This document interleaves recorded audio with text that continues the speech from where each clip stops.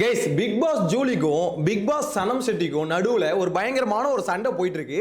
அதுக்கு எங்களை பார்த்து அவ்வளவு முட்டாளுங்களா தெரியுமா இல்ல புரியாம தான் கேக்குற. அதுக்கான மெயினான காரணம் யாருன்னு பாத்தீங்கன்னா விஜய், அதாவது டிவிகே தலைவர் விஜய் இருக்கார்ல, சோ அவரை வச்சு பாத்தீங்கன்னா இவங்க ரெண்டு பேரும் மாத்தி மாத்தி அடிச்சுக்கிட்டு இருக்காங்க அப்படின்ற மாதிரி தான் சொல்லணும். எல்லாரும் பதட்டத்தோட அப்படியே பார்த்துட்டு இருக்காங்க.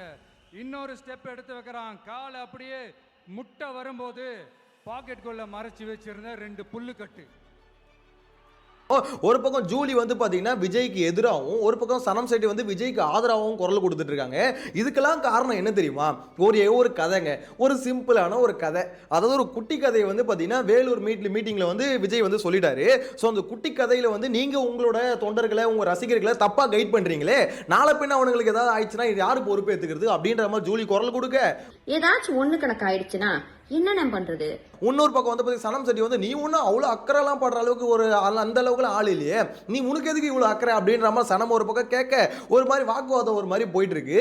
ஸோ இது வந்து பார்த்தீங்கன்னா நியூஸ் வரைக்கும் வந்து பயங்கர பயங்கரமாக மாறி மாறி பார்த்தீங்கன்னா தாக்கிக்கிறாங்க.